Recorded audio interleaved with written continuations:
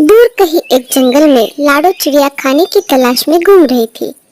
बहुत देर तक घूमने के बाद भी उसे कहीं पर खाना नहीं दिख रहा था।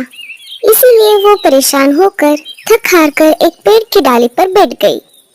खाने की तलाश में तो पूरा दिन निकल गया, फिर भी मुझे कहीं पर खाना नहीं मिला। आज दिन भर मैंने एक अनाज का दाना भी नहीं खाया और ऊपर से मैं पेट से भी हूँ। अब मैं क्या करूँ? मैं एक काम करती हूँ, मैं दूसरे जंगल में जाकर खाना तलाश करती हूँ।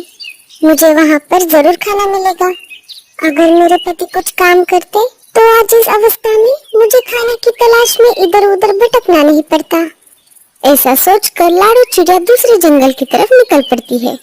दिन भर खाने की तलाश करके वो बहुत थक चुकी थी, इसीलिए उसे उड़ने में बहुत परेशानी हो रही थी। आखिर थोड़ी देर उड़ने के बाद वो पास वाले जंगल में आ ही गई।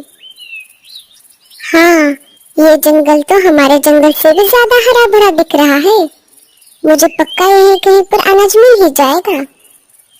लाडू सब तरफ अनाज की खोज करने लगी। तभी उसे जमीन पर कुछ अनाज के कटे पौधे दिखाई दिए। वो उसके पास चली गई। मुझे लगता है कि ये अनाज के पौधे किसी ने यहीं पर छोड़े हैं, या कोई इसे ले जाना भूल गया होगा। कहीं अनजाने से मुझसे कोई गलती न हो जाए। मैं एक काम करती हूँ, मैं थोड़ी देर उनकी राह देखती हूँ। लाडू जमीन पर गिरे हुए उस अनाज के मालिक का इंतजार करने लगी। बहुत देर हो चुकी थी, परंतु कोई भी पशु पक्षी उसे लेने के लिए नहीं आया। मुझे लगता है किसी ने बचा हुआ अनाज यहाँ पर छोड़ा है। मैं इसमें से थोड़ा अनाज घर लेकर जाऊंगी। लाडो अनाज के पास आ गई। तभी उसे कहीं से आवाज आने लगी। अरे चिड़िया, मुझे बचाओ, मैं यहाँ पर फंस गई हूँ। अरे, मुझे ऐसा क्यों लग रहा है कि मुझे कोई पुकार रहा है? लाडो ने आवाज की तरफ ध्यान दिया, लेकिन उसे फिर से कोई आवाज नहीं आई। लाडो ने सब जगह खोज की, लेकिन उसे कोई दिखाई नहीं दिया। मुझे लगता है ये मेरा वहम है। भूख की वजह से मुझे भ्रम हो रहा है। मैं कुछ अनाज के दाने खा ही लेती हूँ। मैं इनमें से थोड़ा अनाज घर भी लेकर जाऊंगी। लाडो ने कुछ अनाज के दाने खा लिए। मुझे प्यास लगी है, मैं थोड़ा पानी पी कर आती हूँ, बाद में इसे लेकर जाऊंगी। पानी पीने के लिए लाडो एक नदी के पास आ गई। उसने पानी पीकर अपनी प्यास बुझाई। चलो, अब बहुत देर हो गई, मैं अपने घर चलती हूँ। मेरे पति मेरा घर पर इंतजार कर रहे होंगे। इधर भूरा कौवा और गोरी कौवी अनाज इकट्ठा कर रहे थे। भूरे जी, हम बहुत देर से अनाज इकट्ठा कर रहे हैं, परंतु अभी तक इतना अनाज जमा नहीं हो पाया जितना होना चाहिए था। अरे भगवान, ये अनाज उतना ही है जितना उसे होना चाहिए था। नहीं, दाल में कुछ काला है। कोई है जो हमारा अनाज चोरी कर रहा है। हम एक काम करते हैं, हम यही कहीं पर छुप जाते हैं और हम उस चोर का इंतजार करते हैं। भूरा कौवा और गोरी झाड़ियों के पीछे छुप जाते हैं।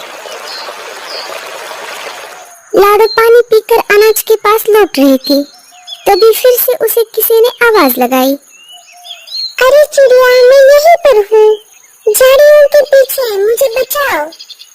लाडो झाड़ियों के पीछे जाकर देखने लगी। तभी उसे मकड़ी की जाल में एक परी फंसी हुई दिखाई दी। अरे, तुम कौन हो और यहाँ पर कैसे फंस गई?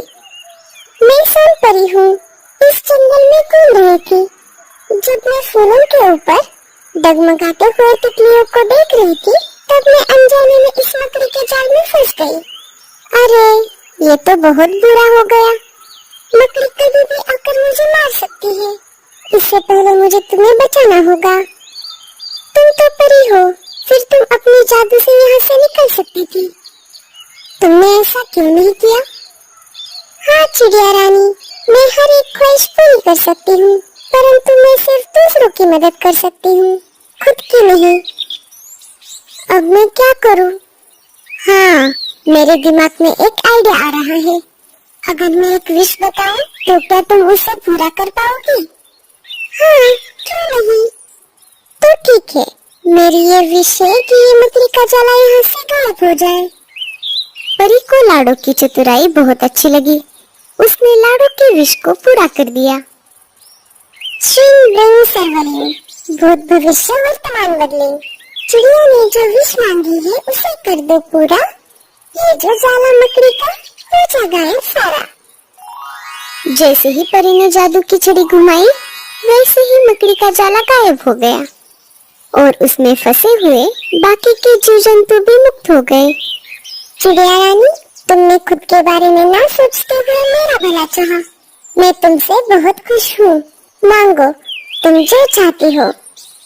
मेरी कोई ख्वाहिश नहीं है, बस मेरा आने वाला बच्चा सोने जैसा खड़ा हो और वो मेरी अच्छे से देखभाल करे। तुम्हारी मनोकामना पूरी हो, वैसा ही होगा जैसे तुम चाहोगी। ऐसा कहकर सोन परी वहाँ से चली जाती है। अरे बूढ़ी जी, आपने ये नजारा देख लिया? हाँ हाँ, देख रहा हूँ। लाडो अनाज के पास आ गई। उसने कुछ अनाज के पौधे उठा लिए और अपने घर की तरफ निकल पड़ी। तो ये है चोर। रुको, मैं इसे अभी बताता हूँ। ये अनाज तुम्हारा नहीं, हमारा है। अरे भूरे जी, तुम तो बहुत मूर्ख निकले। यहाँ पर हमारी किस्मत खुलने वाली है और तुम हो कि अनाज के बारे में ही सोच रहे हो। छोड़ो उसे, जैसा मैं कहती हूँ वैसा करो। ठीक है। बूढ़े ने वैसा ही किया जैसे गोरी ने उसे बताया था। बूढ़े ने एक पेड़ की लकड़ी सोनपरी के ऊपर डाल दी। वैसे ही सोनपरी लकड़ी के नीचे आ गई। बूढ़ा कौवा गोरी के पास आ गया। लकड़ी के नीचे सोनपरी के पंख आ गए थे, इसीलिए वो इधर उधर हिल नहीं पा रही थी। चलो बूढ़े जी, अब हमारा काम शुरू हो जाता है। अरे रे, बेचारी सोनपरी कैसे लकड़ी के नीचे आ गई है? अरे गोरी, अब हमें इसे बचाना होगा। तुम रुको जरा, इतनी जल्दबाजी मत करो, मैं सब संभाल लूंगी। तब तक तुम चुप रहो बस। पता नहीं कहाँ से ये लकड़ी मेरे ऊपर गिर गई। मेरे पंख इस लकड़ी के नीचे आ गए हैं, इसलिए मैं हिल डुल नहीं सकती। मुझे बचाओ। हाँ हाँ, बचाएंगे तुम्हें, पर इसके बदले हमें क्या मिलेगा? तुम जो चाहो वो तुम्हें मिल जाएगा। गोरी के मन में लालच भर गया था। गोरी और बूढ़े कौवे ने मिलकर परी के ऊपर से लकड़ी हटा दी। तुम दोनों का बहुत बहुत शुक्रिया। ठीक है, अब कर लो हमारी इच्छा पूरी। हाँ, बोलो, तुम्हारी क्या मनोकामना है? तुम जो मांगना चाहती हो वो मांग लो, पर जरा ध्यान से मांगना। बूढ़ी जी, अब हम क्या मांगे? हम बहुत सारा अनाज मांग लेते हैं। तुम्हें हर बार सिर्फ खाने की क्यों पड़ी रहती है, जैसे कि 100 जन्मों से भूखे हो? मांगना है तो लाडो चिड़िया के जैसे मांग लो बेवकूफ।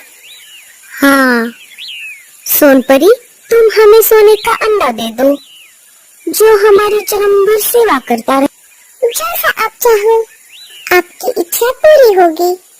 श्रीं ब्रह्म सर्वलिंग, भूत भविष्य वर्तमान बदलिंग। जो न हुआ ऐसे हो जाए फंडा, गोरी को हो जाए सोने का अंडा। ऐसा कहकर सोनपरी वहाँ से गायब हो गई। 2-3 महीने गुजर गए।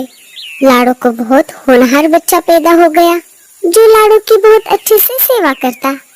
इधर गोरी और बूढ़े कौवे के होश उड़ गए थे, क्योंकि गोरी ने एक सोने का अंडा दिया था जैसे कालू ने सोनपरी से मांगा था।